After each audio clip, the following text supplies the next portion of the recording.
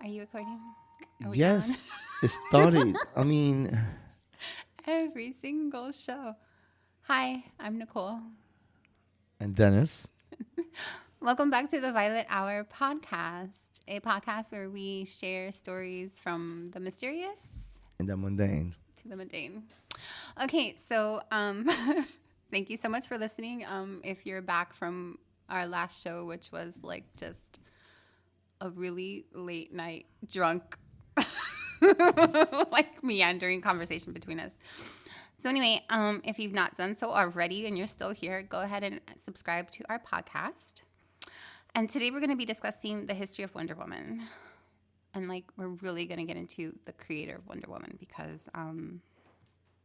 it's pretty gnarly. So I've been a fan of Wonder Woman since I was like 4 or 5, and I would run around the house in my Wonder Woman underoos. And if you don't know what underoos are, I'll post a link in the show notes and a photo on Instagram. And by the way, you can find us on Instagram at Violet Hour Podcast, which is all one word. So as I said before, Wonder Woman is my girl, and I thought it would be cool to take a deep dive into how she came to be and the actual origin story of Wonder Woman. Wonder Woman first appeared way back in 1941 in a DC comic called All-Star Comic number 8. She was a founding member of the Justice League, and Wonder Woman had her first solo feature in 1942 called Sensation Comics number 1. The first issue of Sensation Comics also marked her first cover appearance as Wonder Woman.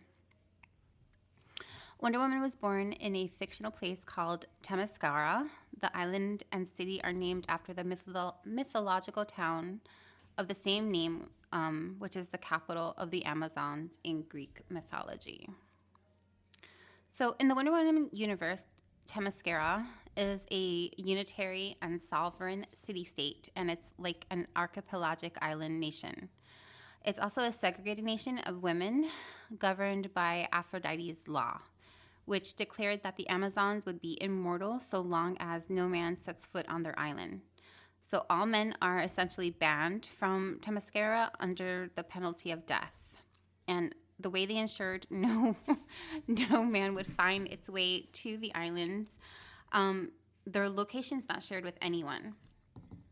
And to guarantee it remained hidden from the world, they had this really super cool security feature, which would allow the island to move over land and time. So like they would be undetectable from outside observers. And when people would leave the island, they would immediately forget where it was located. So eventually, the name for the entire archipelago became Paradise Islands when they renamed it for the February 1987 relaunch of the Wonder Woman comic book, which was called Wonder Woman Volume 2. And Themyscira made its cinematic debut in the 2017 film Wonder Woman and the Justice League, and appeared in the 2020 sequel Wonder Woman 1984, set in the DC Extended Universe. Do you have any questions? Like you're being so quiet. You asking the crowd? I have no questions at all. No questions? Sounds well researched. So like I have 16 pages of notes I'm warning you guys ahead of time. This is probably going to be a really long podcast. Not if we let her read it. Go right through pretty fast. Okay. So now that you have the details on where Wonder Woman came from, I'm going to dive into like a little bit of who she is. So Wonder Woman's official name is Princess Diana of Themyscira. But when she's not being a superhero or in the land of her birth, she'll use Diana Prince as her cover name. And, as an Amazonian woman, she essentially has the supernatural power of the Greek gods. And all of the women from the islands, they're all powerful and physically beautiful. But the biggest thing to note about these women is that they live in harmony. Despite the fact that they spend most of their time learning how to fight and about warfare due to like the crappy things that happen outside of their world, which is, the world of man.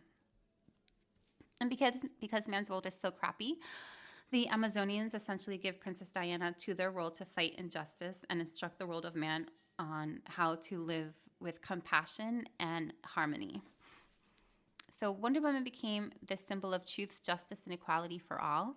And Diana's mission is to show the world, our world, of course, what it's like to live in a place without war, where everyone lives peacefully with each other. And this role or this job of hers, like, was more challenging than she probably ever expected, because man's world is completely chaotic. And it's full of crime and evil doing. And needless to say, she's got her hands full because humans are like not getting the message. So when Wonder Woman's comic was released in 1941, she was viewed as like a total feminist icon. She was equal to Superman and was a patriotic symbol like Captain America. She was strong, intelligent, and she had the added bonus of being like really hot. Wonder Woman's creator was William Moulton Marston, and he went by the moniker of Charles Moulton. And Moulton for the time was really, I guess what you could call progressive, in that he advocated for homosexuality, transgenderism, and fetishism, which like back in the 40s was not discussed behind closed doors, if at all. But it certainly did exist. Moulton had two muses who helped inspire the character of Woman. But beyond a strong female role model, there are a lot of undercurrents of sexual training that Marston purposely put into his comics and Wonder Woman. But before we dive into all of that, let's go back in time to 1893 when William Moulton Marston came into being.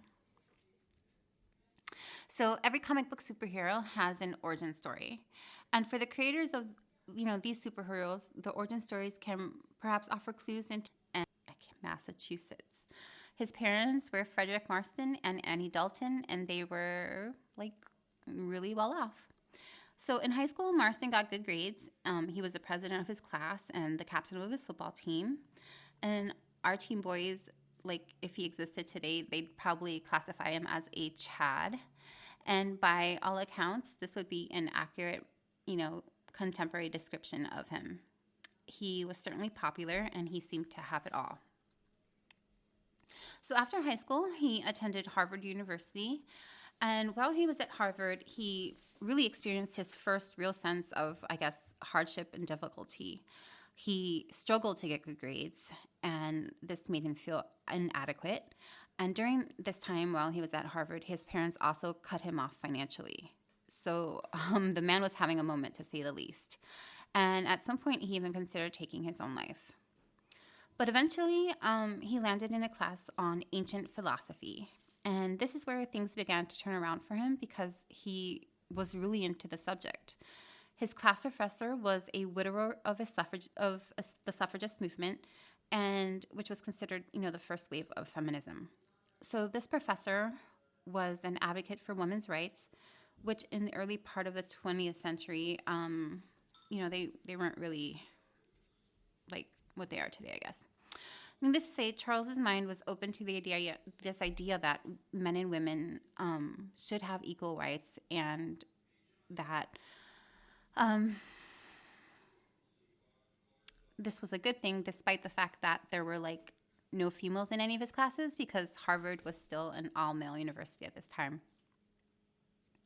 So Charles, he was getting his groove, I guess, as far as his academics and his field of study, but he still had this problem of like not having any money. So what he did is he began to enter contests on campus that had monetary prizes. And one of these contests called for creating a new invention, and depending on how good the invention is, it would determine your cash prize. And it was during this time that Marston created what he called a systolic blood pressure measuring apparatus. And this was crucial to the development of the polygraph machine, otherwise known as the lie detector test. And so Marston studied experimental psychology, and this at the time was still considered a green branch of philosophy. He developed and breathlessly espoused theories on about humanity's basic emotions, which he later parlayed into work in Hollywood, advising filmmakers on how to tell stories with resonance. He had a lifelong talent for self-promotion and was shameless in doing so. Like, for instance, he attempted to interpose himself and his lie detector test in a famous criminal case, which was Fry versus the United States. And basically, during this case is when they basically decided that lie detectors were ruled inadmissible in court. And that precedent still stands today. Excuse me. He tirelessly hawked his precious machine also by staging publicity stunts with hot co-eds from a nearby college. Anyway, he took his contest winnings and from a filmmaking contest he won, and he purchased an engagement ring for his girlfriend, Elizabeth Holloway.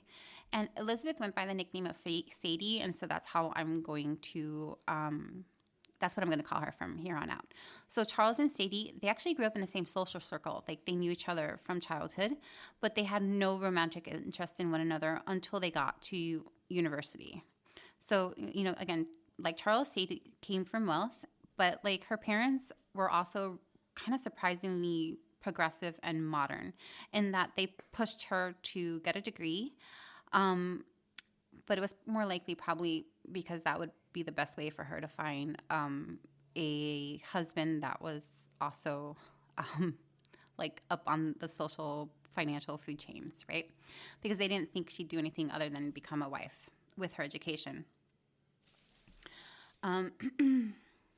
Sadie actually really enjoyed working. She was intelligent, and despite being smart enough to qualify for Harvard, she couldn't go because she was female. So she went to the all-female university called Mount Oak College, and there she excelled in philosophy, Greek, and mathematics. And as far as her brain power, she was equal to, if not brighter than Charles, and she was pretty much his silent partner in all of his projects, including helping him create that lie detector test.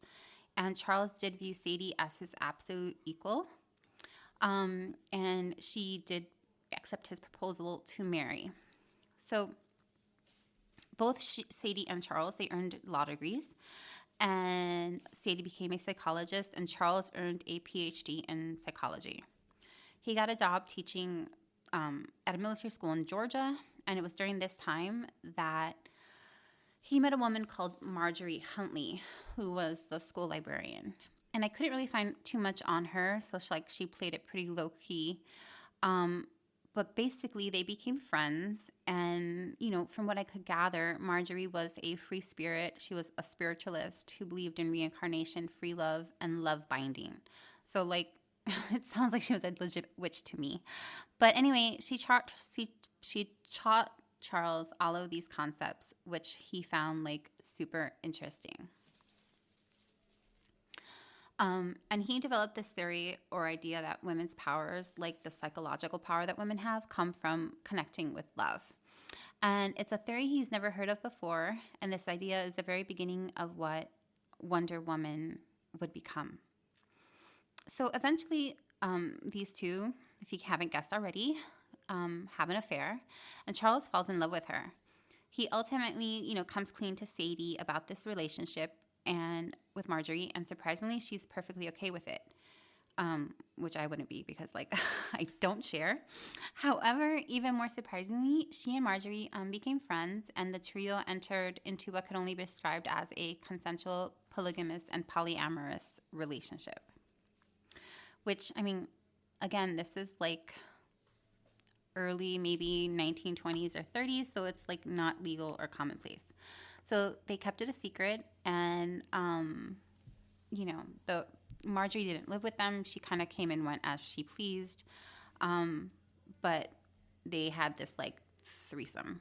So Charles got a job working at Tufts University as a professor, and he hires this research assistant by the name of Olivia Byrne, who was studying to be a doctor. Charles needed help researching his new book about sexual freedom called Emotions of Normal People. Now, this book is described as being a comprehensive treatise on human emotion.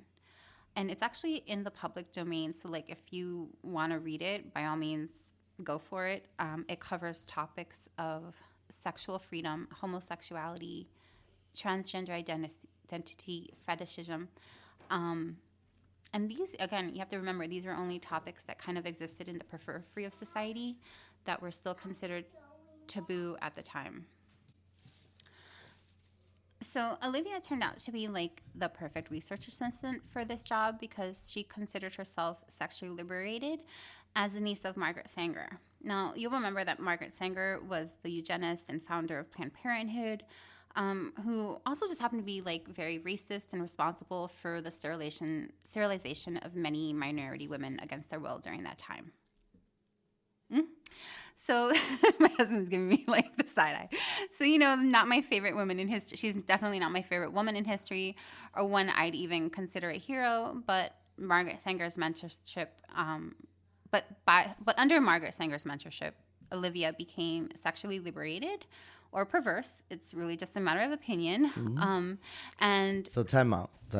So according to what you're saying now, but based on what I'm reading, they're saying Margaret Sanger is one of the most important feminists of the 20th century. Right, because she's responsible for abortion, and feminists think abortion is like the be-all, end-all of feminism, which I disagree with. She opened the first birth control clinic in the United States. Yeah, and so did Olivia Byrne's mother was also involved with that. But anyway, so Olivia began taking Charles to orgies and sex parties at this school that were happening with students on campus. And, she called it for research at these parties. Charles learned what the young kids were doing, but it also introduced him to some kinky shit and fetishes he wasn't even keen to. And mind you, this is a guy that was already involved in like a polyamorous relationship and was like totally into bondage and stuff. But anyway... Level up. He leveled up, yeah. So anyway, it wasn't long before he and Olivia were physically practicing their research, if you know what I mean. So anyway, Charles being Charles, he asked Olivia if she wanted to be in a committed relationship with he and his wife. And at this point, I'm not really sure where's the other woman? Where Marjorie is. I think she was still flitting in and out. But Olivia was agreeable to this, and she became a permanent member of the household alongside Sadie. So, like, unlike where Marjorie would just come and go, Sadie and Olivia lived under the same roof with Charles. So Olivia did graduate, and she got her master's degree, but she never went on to be a doctor. Instead, she stayed home and cared for the threesome's children. And though they lived together, they kept their intimate details of their relationship secret. Like, they told the census people that she was the widow sister of Sadie. She told Sadie's parents that she was the housekeeper. They basically lied. So privately, Marston was a man steeped in what some would call contradiction, others hypocrisy. He was a devout feminist who secretly presided over a harem. He was a passionate advocate for the exposure of deceit, who habitually trafficked in lies. And, he had 2 wives, both of whom received university... 3. Well, no, the other one was like a girlfriend. She wasn't actually like a sister wife, They all are. So, it's like 1920. Name a TV show. It was built around this guy's life. It's crazy. Modern TV today. So let me see. From you can't even think. What is Three's it? Company. 90 Day Fiance. Three's Company was the one I was Company. thinking of. But they were just roommates, right? So anyway, what's that? Sister, wife, or sister, whatever it's called. So I don't know. I'm just listening to your research. So he he had these 2 women who were, educated. They received university educations equal to his, and they were both consigned to living in his professional shadow, which to me is not essentially a feminist thing, right? Like, it's really hypocritical. So Sadie, Elizabeth Holloway, was his public wife. And his marriage to his former student, which again, cringy, Olivia Byrne, was kept a secret from the world, as I said earlier. But he fathered children with both of these women. It's not cringy. They all agreed on it. It's cringy. I don't share my man. I'm sorry. That was what like, they. Like, if you're into it, no judgment. But it's not like something that I would. The other person was not she. So I don't know. I don't believe like, she was again, into it, but he said he's gonna leave her. No harm, no foul, I guess. So I just I don't know. I just think like he's supposed to be this feminist person, but like I don't know. So anyway, he fathered children with both of the women, and Byrne's children, they were told that Byrne, which is Olivia, they were told that their father had passed away, and they didn't learn about their true parentage until like the 1960s. How old were they? They were grown by then, right? That's the best time to tell them. So nevertheless, this unconventional brood, they lived happily together under one roof, as far as I could tell. Well, I'm saying that's the best time to tell those kids, because you don't want to mess them up. Imagine. Well, I don't know, like mentally, so Marston cycled through jobs. Like, he was a professor, a lawyer, a novelist, an advertising copywriter, and Olivia's publishing career helped support the family too. And I think Sadie also worked. She was a lawyer and a psychologist. So the women really helped support him as he flitted through all these different, trying to make his way to Wonder Woman. So, Olivia also she also looked after this untraditional home. But she had a regular gig writing for Family Circle, espousing traditional home life. So she would write about women's interests, which include, motherhood and homemaking. Was she the creator of that, what's it called? That magazine or whatever back then, How to Be a Good Wife? I forget the name of that. Yeah, like it was like this kind of shit, How to be a good wife during the 1950s. Make sure that you're home. Can you just imagine like our grandmothers reading this stuff and then they're like, make sure that your man comes to a nice cooked meal. I mean, but it's also like, for me, like, this is so American. I don't know. In fact, as American as apple pie.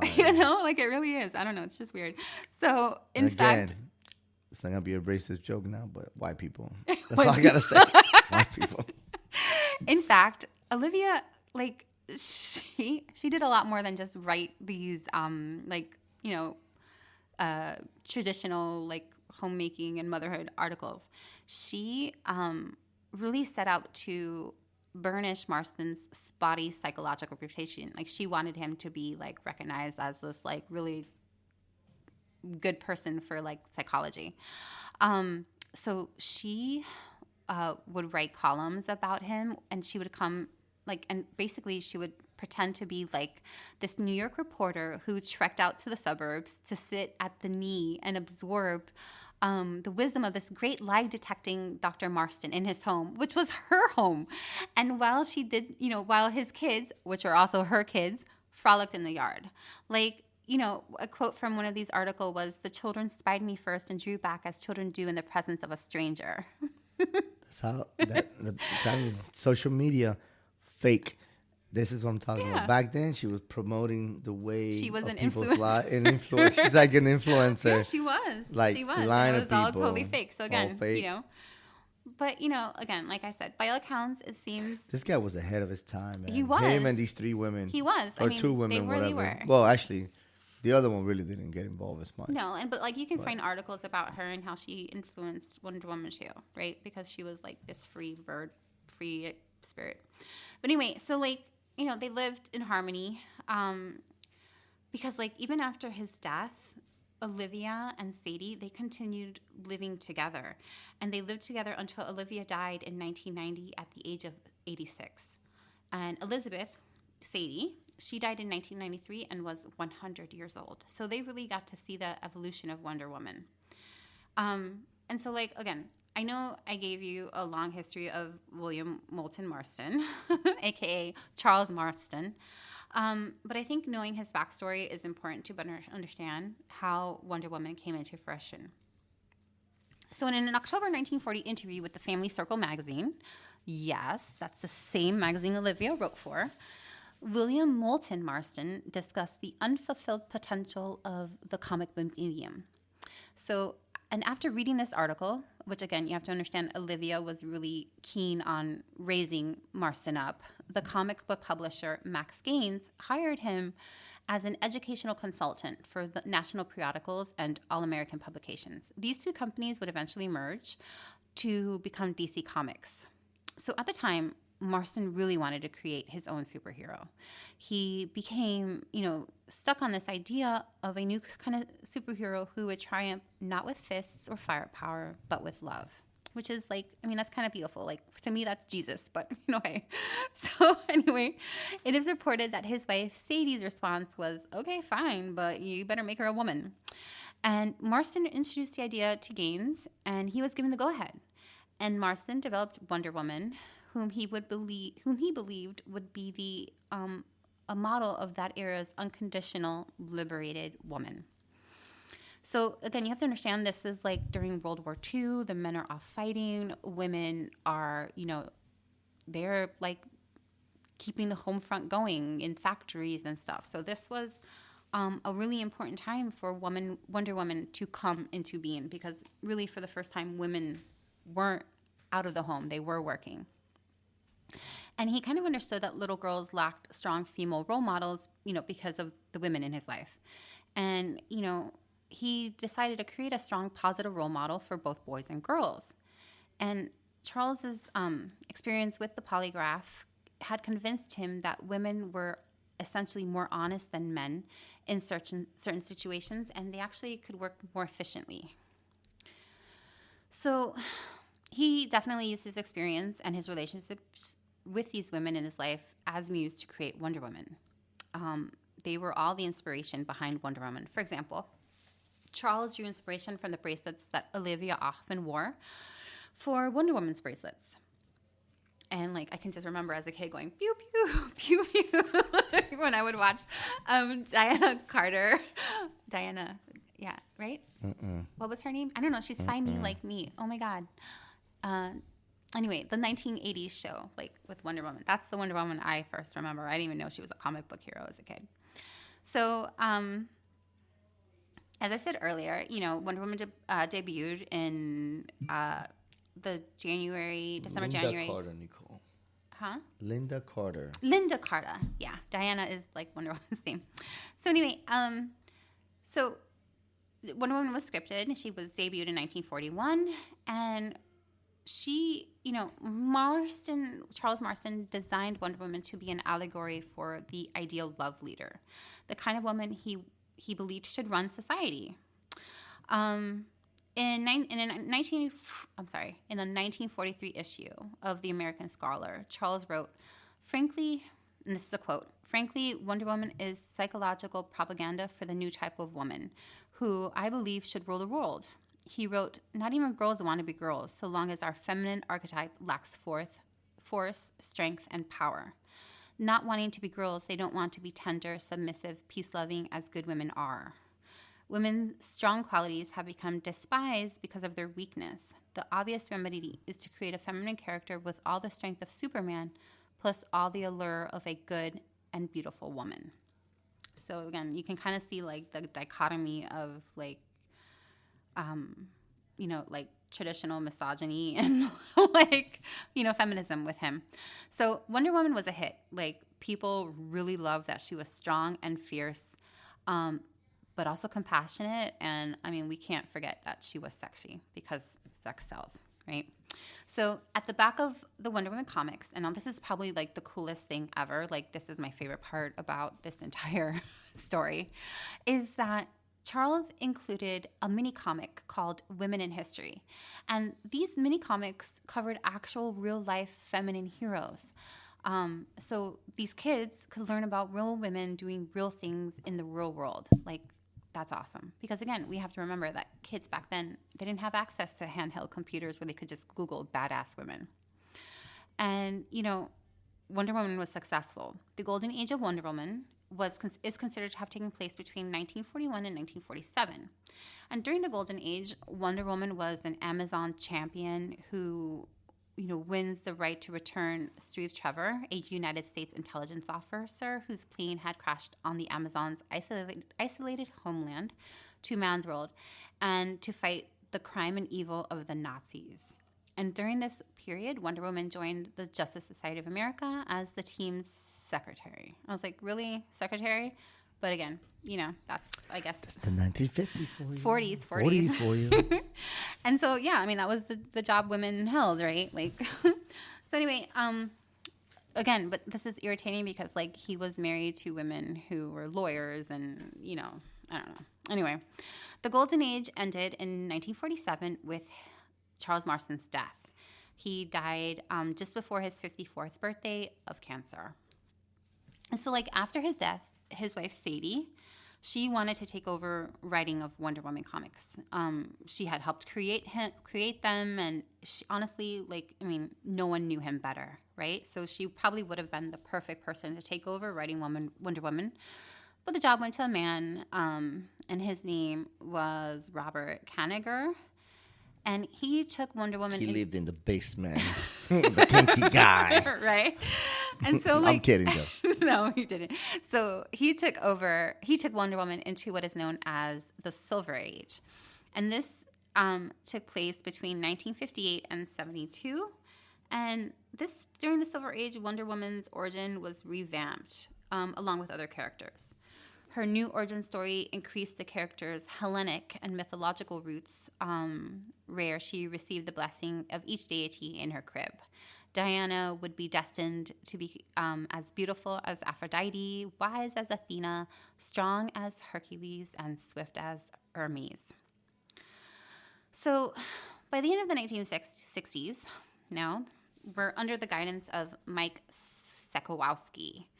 And okay, Wonder Woman, she surrendered her powers in order to remain in man's world rather than accompany her fellow Amazons to another dimension.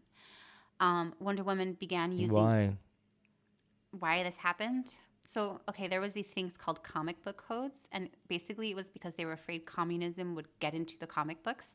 So they had to take away things like weapons and supernatural powers and things like that. So, Wonder Woman began using the alias as Diana Prince. She opens up a mod boutique, so she's selling clothes. And she, I know, she acquires... But the one that I just saw not too long ago, she worked at the Smithsonian. Right. And she's like an antiquity better. expert. She's smarter. So anyway... Antiquity expert in the Louvre, and then, what? But her fashion sense is awesome. The fashion sense, probably because she had a mod. She had a mod store back in the 60s. Boutique store. So anyway, she acquired during this time a Chinese mentor named Ching, which again, that sounds just so racist to me. Let me get this straight. So I know it was against communism. I know. This is so, and I'm totally confused by it, but that's what I read. All right, I'm tracking. So this mentor taught Diana. So my favorite part of it so arts. far is and weapon skills. So let's fight fascism, communism, and I know. And what else? How far can we go? Feminism. With this? Feminism, yeah. Fascism, feminism, communism. But as you keep reading on, it's like, oh yeah, we have to take away weapons. Sense. We have to hide it. Sense. Yeah, it's all good. So Diana engaged in adventures that encompassed a variety of genres, from espionage to mythology. The phase of her story was directly influenced by the British spy thriller The Avengers and Diana Rigg's portrayal of Emma Peel. Oh, you said she was a founder of the Avengers? No. They were influenced. The stories that the comic books had during this time, they were influenced by... No, but what I'm asking is, was she for example... Justice League, I think. So, yeah, okay. So, it's for example, Marvel. By the way, we're not sponsored by Marvel or Detective Comics. But if they would like to sponsor us... But if they would like to sponsor us, we will not deny. Okay. So kind of like Nick Fury, he put together kind of like that team, like the Marvel team or whatever. I I forget have the no name idea of the 'cause team. I don't read comic I books. forgot the name of the team. Yeah, but you're over here reading Wonder Woman. I never read Wonder Woman. Honestly, my whole love of Wonder Woman is because of Linda Carter, which I didn't even remember her name. Like when I was little, like that was my favorite show when I was like, I don't know, So 5 or 6. So anyway, okay. So the Justice League, she's like a founding member. Okay. Right, and then she became their secretary. Yeah. Right. Right. How that works? Well, they revamped her story. Oh. In the Silver Age. So they took her away took away all her from the role of the power, leadership role and made her a secretary. Like Money Penny in James Bond. Because misogyny. Like Money Penny in James Bond. So the Silver Age is considered trash by many women. I concur with that statement. Many Wonder Woman enthusiasts. Yeah, because I concur with that as as you just pointed out, they removed a lot of the feminism ideology that Marston wanted her to encompass.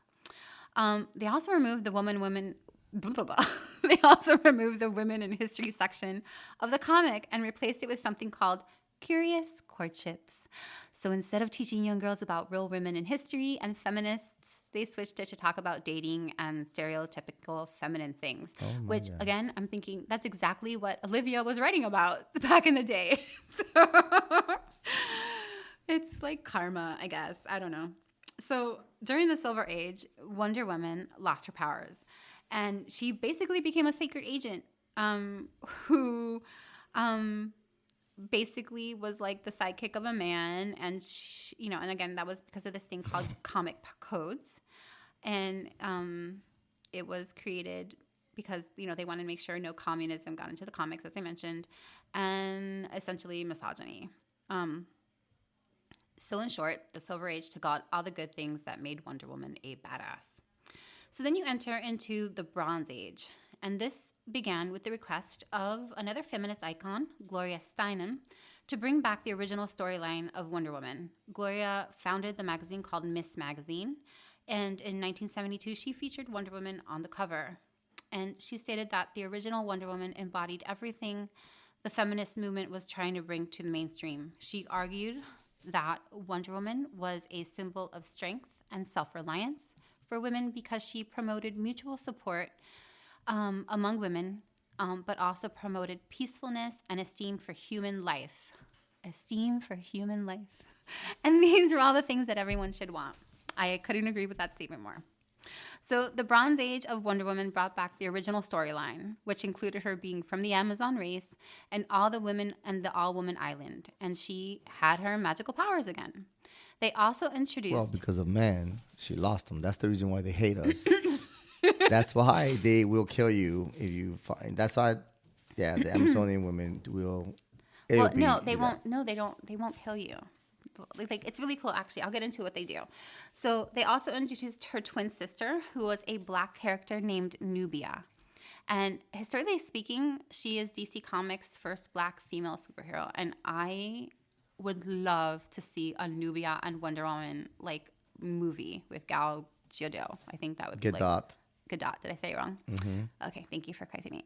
So, now if you're wondering how they are twins, because I think maybe you would, Nubia was Wonder Woman's black sister. She was created from black clay, just as Diana was created from white clay. Both were brought to life by Aphrodite. I don't think she was created from white clay. I thought she was created from that earth clay. What's it called? That white clay. So white clay? I thought it was that strong Mediterranean clay. Well, it was white. They have black sand and white sand. So again, this is what I found. So Nubia, and it was from the Wonder Woman Wikipedia. Or the wiki. So Nubia was stolen by Ares or Mars. The Greek and Roman names were interchangeable, and more often than not, Mars is the Roman. It was Roman. Greek god of... So the Roman names were used. Mars was one of the gods whose Roman. So Nubia did not get the powers that were given to Diana because she was kidnapped. Mars raised Nubia to be his warrior. He gave her a special ring which kept her mind clouded. But years later, Diana met Nubia when she became her roommate. And after several battles, Wonder Woman was able to release Nubia from Mars's control when she used the heat of the sun reflected off her bracelets to cause the ring to expand and fall off. Nubia defied Mars and opted to lead her warriors to the way of peace. It was then that Queen Hippolyta, I don't know, revealed the truth that Nubia was in fact Diana's sister. So after the Bronze Age, we moved into what is the modern age, which is where we are right now. And, you can see the movies about her and check out the comic books. And she's definitely a, much stronger character than she has been in the past. But, getting back to like her creator, Marston's beliefs bled into his design of Wonder Woman mythology. He took the form of this masculine and feminine configuration, as well as dominance and submission, which were a part of his sexual fetishes, and he wove them into the mythology of Wonder Woman. An early example of bondage themes, which had probably been around since the beginning of time, but they were beginning to enter popular culture around the 30s, are seen in Wonder Woman. Themes of physical and mental submission appear again and again throughout Marston's comics work, with Wonder Woman and her criminal opponents frequently being tied up or otherwise restrained, and her Amazonian sisters engaging in frequent wrestling and bondage play. So these elements were later softened by writers of the series, but in other writings and interviews, Marston referred to submission as a noble practice and did not shy away from sexual implications, saying, "The only hope for peace is to teach people who are full of pep and unbound force to enjoy being bound." And one of the purposes of the bondage depictions in his comics, he stated, was to introduce eroticism to readers as a part of what he called sex love training, which, I mean, that's just kind of gross. Like, I'm like, is that, what do they call it? What do they call it when abusers, like... Masochist. No. Like, what? When, like, abusers, like, before they start abusing the grooming. Like, I feel like, is that grooming? I don't know. I don't know. Okay. Though his Wonder Woman comics, he aimed to condition readers to become more readily accepting of love submission to loving authorities rather than being so assertive with their own destructive egos. About male readers, he later wrote, "Give them an alluring woman stronger than themselves to submit to, and they'll be proud to become her willing slaves." So Marston combined these themes with others, including restorative and transformative justice, rehabilitation, regret, and their roles in civilization. And these appeared often in his depiction of the near-ideal Amazon civilization of Paradise Island. And especially its Reform Island, where it was like a penal colony, which played a central role in many stories that was a loving alternative to retributive justice of the world run by men. So basically at this Reform Island, the women of the Amazons would teach the men to like be loving and not dicks. So some of these themes continued on in the Silver Age. Characters who may have been influenced by Marston are notably Saturn Girl and Saturn Queen, who, like Evil List and her female army, were also from Saturn.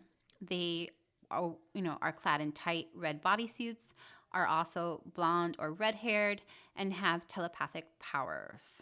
Stories involving the later have been especially focused on emotions involved in changing sides from evil to good, as were the stories from like Green Lantern's Blackest Night. And if you remember, I mentioned that he did write a book on human emotion. And so it's probably this like emotional spectrum in these comic books were probably likely influenced by Marston's research into emotions. And Wonder Woman's golden lasso and her Venus girdle in particular were the focus of many of the early stories and have the same capability to reform people for good in the short term that Transformation Island and prolonged wearing of Venus girdles offered in the long term. So the Venus girdle was an allegory for Marston's theory of sex love training, where people can be trained to embrace submission through eroticism. Like, again, the guy was into some kinky shit. So many writers, apart from Marston, or including Marston, they've depicted Diana Pryce in different personalities and tone. That of a ruling warrior, a highly compassionate and calm ambassador, and sometimes also as a naive and innocent person. But like what's remained a constant mainstay of her character is her nurturing humanity, her overwhelming belief in love, empathy, compassion, and having a strong conscience. I mean, she is a woman after all. And to my mind, these traits are really what make her the strong, fierce creature. You know, these characters are what make women strong, fierce creatures that we are. So in the golden age of Wonder Woman, they adhered to the Amazon code of helping many in need, even like misogynistic people, and never accepting a reward for saving someone. So while conversely, the modern version of the character has been shown to perform lethal and fatal actions when left with no other alternative, which is exemplified in the killing of Maxwell Lord in order to save Superman's life, which I would solely, completely support because I love Superman. Okay, and then I'm just going to close out with this little fact. So Wonder Woman, she'll have these phrases like great Aphrodite, great Hera, merciful Minerva, suffering Sappho. And these phrases, they were all contributed by Charles's wife, Sadie. So in the end, they may not have gotten the recognition, or she may not have been able to continue Wonder Woman's story. These women's contributions, they really held on and stood the test of time as far as who Wonder Woman is. So that's it. That's the really long-winded history of how Wonder Woman came to be. Thank you for your well-researched topic. 16 pages of notes. Yeah. Yeah, about that. So anyway, if you've listened this far, thanks so much. We would appreciate a review, and do find us on Instagram, on Twitter, and say hello, and certainly share this podcast with your friends. Yes, please. Thanks so much. Thank you. Goodbye.